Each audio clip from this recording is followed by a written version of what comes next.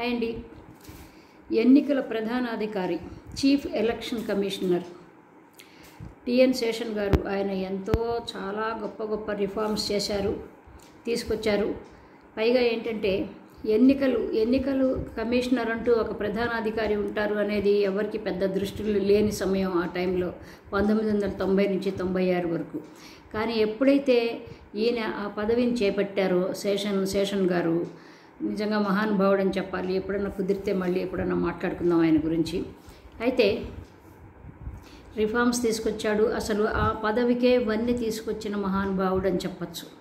ఎట్లాగైతే ఒక ప్రధానమంత్రి పదవికి లాల్ బహదూర్ శాస్త్రి, ఒక ఇండస్ట్రియలిస్టు పదవికి రతన్ టాటా ఎలాగూ పదవి చాలామంది ఇంకా చెప్పుకుంటూ పోతే చాలామంది ఉన్నారు. అయితే అట్లాగూ ఎన్నికల ప్రధానాధికారిగా శేషన్ గారు మాత్రము చాలా చిరస్మరణీయుడు.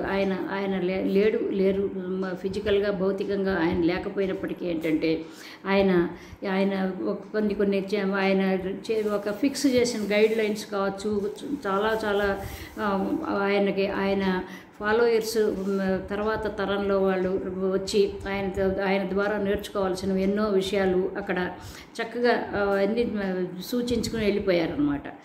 అట్లాంటిది అసలు ఆయన మీద ఒక్క మచ్చ కూడా లేదు. ఒక పక్షపాతిగా కానీ ఆ పార్టీకి పక్షపాతి, ఈ పార్టీ పక్షపాతిగా ఉన్నాడు అని ఎప్పుడు కూడా ఎట్లాంటివి ఏ మచ్చ లేదు ఐఏఎస్ ఆఫీసర్ ఆయన. అయితేనండి తర్వాత వచ్చిన కాలంలో ఏంటంటే ఇప్పుడు మరి స్టేట్కి ఏమో ఈసీ ఉంటారు, అది స్టేట్కి మాత్రము. మరి చీఫ్ ఎలక్షన్స్ ఈసీ అంటేనేమో మొత్తం దేశానికే ఆయన ప్రధానాధికారి అని చెప్తాం. ఆ ప్రధానాధికారి ప్లేస్లో ఆయన ఉన్నారు. ఇప్పుడు ఈసీ అంటే ఎలక్షన్ కమిషనర్గా మన ప్రధానాధికారి ఇప్పుడు ఈయన ముఖేష్ కుమార్ మీనా ఎలా ఉన్నారో అట్లాగనమాట. అయితే నేనేమంటానంటే సిఈసీ కావచ్చు, ఈసీ కావచ్చు, ఎవరైనా సరే వాళ్ళ బాధ్యతలు ఆల్మోస్ట్ అన్నీ ఒకటేగా ఉంటాయి. కాకపోతే ఏంటంటే పెద్ద పోస్ట్లో ఉన్న వాళ్ళ హైయెస్ట్ పోస్ట్లో ఉన్న వాళ్ళకి వాళ్ళ మొత్తం వాళ్ళే చక్రం తిప్పుతారు అనమాట, మొత్తం దేశం అంతాను. వీళ్ళు మాత్రం రాష్ట్రంలో చక్రం తిప్పగల సమర్థులు.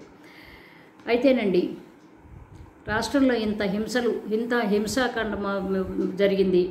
ఆ తాడిపత్రిలో కావచ్చు, లేకపోతే అక్కడ మాచర్ల ప్రాంతంలో కావచ్చు, లేకపోతే ముఖ్యంగా పల్నాడు, చిత్తూరు ఇట్లాంటి వాటిలో చెదురుమది ఎక్కడైతే ఎస్పీలు, ఎస్ఐలు, సిఐలు ఇవన్నీ మారారో, ఒక విపక్ష పార్టీలు కూటమి వాళ్ళు కోరుకున్నారో అక్కడ ఎక్కడైతే మారారో పాత వాళ్ళని తీసుకొచ్చి వాళ్ళు కోరినట్లు పెట్టారో అక్కడ మాత్రం హింసాత్మక ఘటనలు జరిగినాయని చెప్పాలి. అవి అట్లా వాటి గురించి కూడా మళ్ళీ ఎప్పుడన్నా మాట్లాడుకుందాం, మళ్ళీ ఇంకొక వీడియోలో మాట్లాడుకుందాం.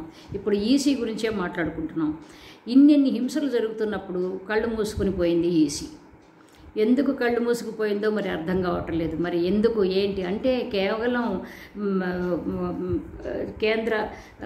కేంద్ర ప్రభుత్వంతో వీళ్ళు కూటమి చేరినందువల్ల ఈ ఆంధ్రప్రదేశ్లో ఉన్న ప్రతిపక్ష నాయకులు, ప్రతిపక్ష పార్టీలు వాళ్ళతో చేరటం వల్ల ఏం పట్టించుకోలేదా? అసలు ఎందుకు ఇంత వివక్ష ఎందుకు చూపించింది, ఎందుకు చూపుతున్నది ఈసీ అనేది అందరికి కూడా అసలు ఆశ్చర్యాలు కలుగుతున్నాయి అన్నమాట. ఎందుకంటే ఆ మాచర్ల కావచ్చు, గురజాల కావచ్చు, అక్కడంతాను అట్లాంటి ప్లేస్లో అంతా ఉద్రిక్త వాతావరణం నుంచింది. పైగా ఇంకోటి అక్కడ గంగమ్మ గుళ్ళో చాలామంది యాదవుల్ని, ఎస్సీలు వాళ్ళందరూ ఆడవాళ్ళందరూ కూడా అక్కడ తలదాల్చుకోవాల్సి వచ్చింది. ఎందుకంటే తెలుగుదేశం నాయకులు, వాళ్ళకి సంబంధించిన నాయకులు, వాళ్ళ కార్యకర్తలు వాళ్ళందరూ వీళ్ళ మీద ఇంటి మీద పడి ధ్వంసాలు చేసి, ఇళ్లని ధ్వంసం చేసి, వాళ్ళ భర్తల్ని భయభ్రాంతులు చేసి, ఊళ్ళో నుంచి పారిపోయేలాగా చేసి, వాళ్ళు కూడా ఊళ్ళో నుంచి పారిపోయేలాగా ఏదో గుళ్ళో తలదాల్చుకోవటానికి అంత జరిగితే ఈసీ నిమ్మకి నీరెత్తినట్టుగా కూర్చున్నది. ఇది మనం మాట్లాడుకోవాల్సిన విషయం.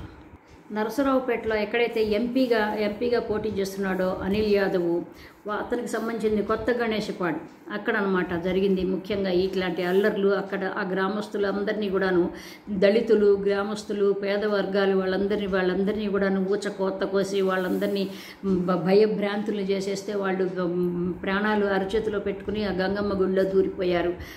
మగవాళ్ళందరూ బయటికి వెళ్ళిపోయారు. వాళ్ళు ప్రాణాలు చేతిలో పెట్టుకుని బయట ఊర్లోకి వెళ్ళిపోయారు అనమాట.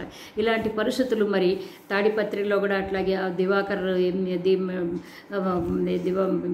దివాకర్ రెడ్డి కుటుంబాలు వాళ్ళు కూడాను చాలా హింసాత్మకంగానే వ్యవహరించారు. మరి ఏదో దివాకర్ రెడ్డిని అరెస్ట్ చేస్తారు అని వార్తలు వస్తున్నాయి. పైగా ఇంకోటి ఏంటంటే వాళ్ళు ప్రభాకర్ రెడ్డి ఎక్కడికో వెళ్ళిపోయాడు. ఆయన కొడుకు ఇద్దరు కూడాను ఎక్కడికో అబ్స్కాండింగ్ అని అంటున్నారు కానివ్వండి.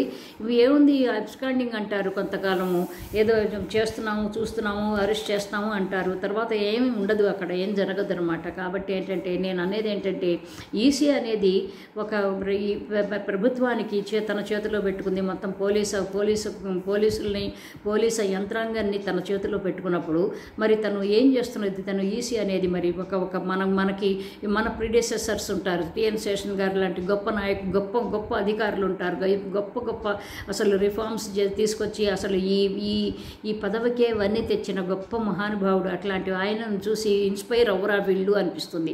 ఇన్స్పైర్ అవ్వరు. అసలు వీళ్ళు నేర్చుకున్నది ఏంటి? ఐఏఎస్గా చేసి ఐఏఎస్ ఉద్దేశమే ప్రజలకు సేవ చేయటం అనేది, ప్రజలకి రక్షించటానికి పోయి భక్షించటమే ఒక ధ్యేయంగా పెట్టుకుంటే ఇది భక్షించటమే కదా, ఇది రక్షించటం కాదంట నేను. ఎందుకంటే ప్రజలకి వ్యతిరేకంగా ఏ పార్టీను ఏ అధికారి కూడా ప్రవర్తించకూడదు. మరి వ్యతిరేకంగా జరుగుతున్న ప్రజలని హింసిస్తున్నారు.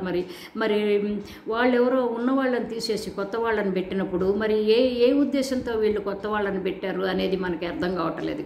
కాబట్టి ఏంటంటే ఇది సీరియస్గా ఆలోచించాల్సినది. ప్రతి ఎలక్షన్ కమిషనర్ కూడా సిగ్గుపడాల్సిన విషయం. ఎందుకంటే అరే నేను లీడర్షిప్ వహిస్తున్న ఈ రాష్ట్రానికి ఇన్ని చేస్తుంటే మరి నేనేం చేస్తున్నా అని కాన్షియస్నెస్ ఒక్కళ్ళే కూర్చుని ఆలోచించాల్సిన విషయం అనమాట. నేను ఏం చేశాను, ఏం జరుగుతున్నది, ఏంటి ఇది, ఇంతమంది బాధపడుతున్నారు, ఇంతమంది పేదలు ఏడుపులు ఆర్తనాదాలు వినిపిస్తున్నాయి, నేను కరెక్ట్గా చేశానా అని వాళ్ళు కూర్చుని చూస్తే ఏదో మీనమేషాలు, ఏదో మీనా కాబట్టి ఆయన పేరు మీనమేషాలు రెక్క పెట్టుకోవటం కాదండి. నిజంగా నువ్వు చెయ్యాలంటే నిజంగా ఒక రకమైన ఒక సిన్సియారిటీ ఉండి చెయ్యాలి అని ఒక దృక్పథం ఉంటే కనుక డెఫినెట్గా మొన్ననే చాలామందిని అల్లర్లు చేసిన వాళ్ళని అరెస్టులు చేసేవాళ్ళు, మామూలుగా రూలింగ్ పార్టీ వాళ్ళని హౌస్ అరెస్ట్ చేసేవాళ్ళు కాదనమాట. ఎందుకంటే ఇప్పుడు కొత్తగా పోలీసుల మీద ఎలాగ ఈసీ అంటారు, ఈసీయే కదా మొత్తం అందరినీ కూడా నియంత్రణ చేసేది ఈసీ, ఎలక్షన్ కమిషనరే. మరి ఆయన పట్టించుకోకుండా ఇలా జరుగుతున్నాయంటే మరి ఈ వైసీపీ వాళ్ళు చెప్పినట్టుగాను మరి వాళ్ళు కూడాను అక్కడ ఏమి పట్టించుకోవటం లేదు, ఎలక్షన్ కమిషనర్ కూడా ఏం పట్టించుకోవటం లేదని అనిపిస్తున్నది అనమాట. అది సంగతి. అందుకని ఎప్పటికైనా సరే ఇట్లాంటి ఆఫీసర్స్ ఒక్కసారి శేషన్ గారు ఏం చేశారు, ఆయన ఎలాగూ కొన్ని గైడ్ లైన్స్ని సెట్ చేశారు, అది మనం ఎలాగూ పాటిస్తున్నామా లేదా అనేది ఒకసారి ఆలోచించుకుని వాళ్ళకి ప్రశ్నించుకుంటే అన్నీ అర్థమైపోతున్నాయి. లేదు మనం ఎందుకు ఇలా ప్రవర్తించాల్సి వచ్చింది, దేనికి ఎవరికి తలంచి ప్రవర్తించాల్సి వచ్చింది, ఎవరికన్నా భయపడ్డామా మన భయభ్రాంతులు ఎవరికి భయపడకుండా మన అధికారాలు కానీ మన జాబు మన డ్యూటీ కానీ నిర్వర్తించాలని చెప్పి అనేది ముందు వాళ్ళు శపథం చేసి మరి ఉద్యోగాల్లోకి వస్తారు.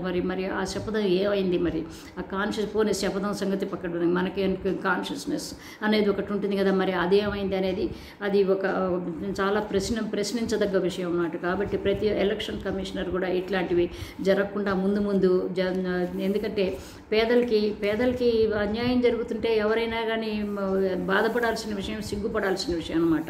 కాబట్టి ఎవరైనా సరే రాబోయే కాలంలో కూడాను ఇట్లాంటి తప్పులు జరగకుండా చూసుకోవాలనేది నా ఉద్దేశము. ఇట్లాంటి తప్పులు జరుగుతున్నప్పుడు తప్పకుండా ఆ శేషన్ గారిని ఒకసారి గుర్తు చేసుకుంటే ఇన్స్పైర్ అయ్యి చక్కగా మంచి జాబ్ దోవలో వెళ్తారని నా ఉద్దేశం. సో ఇంకొక మంచి టాపిక్తో మళ్ళీ కలుద్దాం. బై అండి, లవ్ యూ ఆల్, బై.